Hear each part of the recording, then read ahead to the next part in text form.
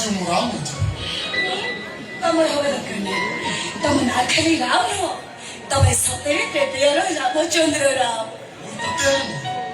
ଗଳି ଯିବ ମୋ ରାମ ମୋ କେକେ ରାମ କା ମନେ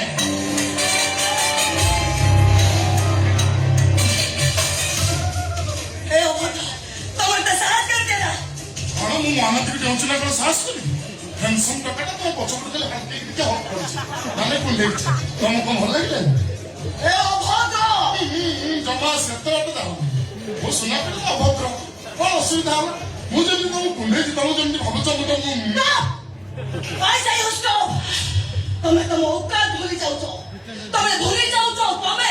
just a private limited company ର ମ୍ୟାନେଜର ଦେଖେ ନା ମେ କା ମନେ ଆଚ୍ଛା ମୋ ପାଖରେ କଣ ମାସ ଶେଷରେ ମୋଟା ଆମର ଦରମା ଅଛି ସେଇଟା ମୋ ରାଣୀଙ୍କ ଆକାଉଣ୍ଟରୁ ତମ ଆକାଉଣ୍ଟକୁ ଯାଉଛି ଦାମୀ କାର ଅଛି ମର୍ସିଡିଜ ବେଞ୍ଜ କମ୍ପାନୀ ଦରମା ବନ୍ଦ ହେଇଗଲି ପେଟ୍ରୋଲ ପକେଇବାକୁ ପଇସା ପାଇବନି ତମେ 6.5 ଫୁଟ ଚେହେରାଟା ମାନେ ମୁଁ ଶୁଣିଛି ଝିଅ ଛୁଆଙ୍କୁ ଦିଟା ଜିନିଷ ଭାରି ପସନ୍ଦ ଦିନ ହେଲେ ଲମ୍ବା ଗାଡ଼ିରେ ବସି ଲମ୍ବା ରାସ୍ତାରେ ଯିବା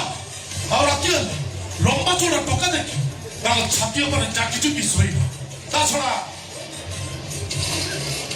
ମୋ ପାଖରେ ତ ଦିଟା ଜିନିଷ ଅଛି ନା ଏ ସୃଷ୍ଟିର ସବୁଠାରୁ ବଡ ଜୀବ ହାତୀ ଉଚ୍ଚ ଜୀବ ଜିରାଫ ଜୋରେ ଦୌଡୁଥିବା ଜୀବ ହରିଣ ହେଲେ ଜଙ୍ଗଲ ରାଜା କିଏ ଜାଣିଛ ସିଂହ ସବୁ ଝିଅଙ୍କର ଇଚ୍ଛା ରାଣୀ ହେଇ ରହିବା ମୁଁ କଣ ଯେ ପଛପଟରୁ କାମୁଡେ ସେ କୁକୁର ଯେ ସାମ୍ନାରୁ ଆଟାକ କରେ ସେ ସିଂହ ନିଜକୁ ପଚାର ତମେ କଣ ଆଗପଟୁ କାମୁଡେ ସିଂହ ପଛପଟୁ କୁକୁର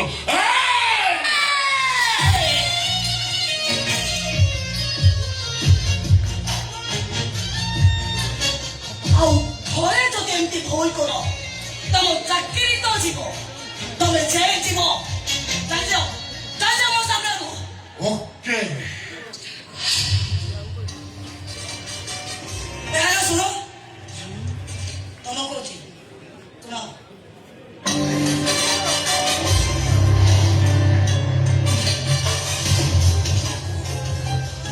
ତମେ ଯୋଉ ଚାଲିଟା ଚାଲିକି ଗଲ ନା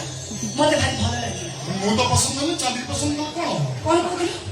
ତମେ ମତେ ଭଲ ପାଅ ବିଶ୍ୱାସ କର ଛାତି ଚିରି ଦେଲେ ତମେ ତାହେଲେ ଠିକ ଅଛି ମୁଁ ତମକୁ ପରୀକ୍ଷା କରିବି କଣ ପୁରୁଷ ପରୀକ୍ଷା ଏଇ କଥା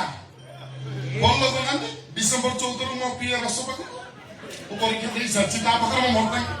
କୁଟା ହେଇକି ଅଛି ମୁଁ ନିଜେ ପରୀକ୍ଷା କରିବି କଣ ଏବେ ଆଉ ଆସୁନ ଆରେ ତମେ ଇଏ କଣ କରୁଛ ମୋ କଥା ଟିକେ ଶୁଣ ହେ ଭଗବାନ ମୁଁ କଣ ଆରେ ମୁଁ କଣ କହୁଛି ମୋ କଥା ଟିକେ ଏ କ୍ଷେତ୍ରରେ ମୁଁ ଫାଷ୍ଟ ଆହୁରି ଅଛି ଖୋଲିବି ଡବଲ ଟେବଲ ମୁଁ ଭାରି ଡେଞ୍ଜର ପିଲା ଏ କଥା ଶୁଣିଲା ମତେ ସାଙ୍ଗେ ସାଙ୍ଗେ ମାରି ବସିବି ମୁଁ ଆମ ଜିଲ୍ଲାର 1 ନମ୍ବର ଟଙ୍କା ଏ କ୍ଷେତ୍ରରେ ମୁଁ ଖାଲି ଟପର ହେଲି ବେଷ୍ଟ ଦେନ୍ ଟପର ଆସ ମୋ ଭାଇ ବନେ ଆସ ଆସ ପରୀକ୍ଷା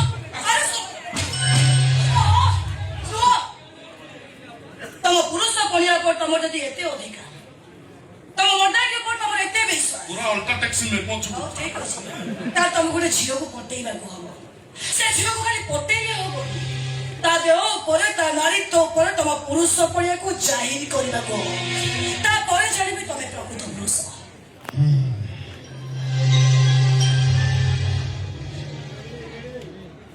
ଆମକୁ ପାଇବା ପାଇଁ ମୁଁ କିଛି ବି କରିପାରିବି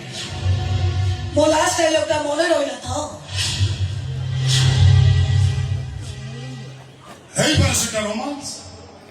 ହେଇପାରେ ସେଟା ରେ ହେଲେ ସେ ଝିଅଟା କି ଏଠିକି ଆସ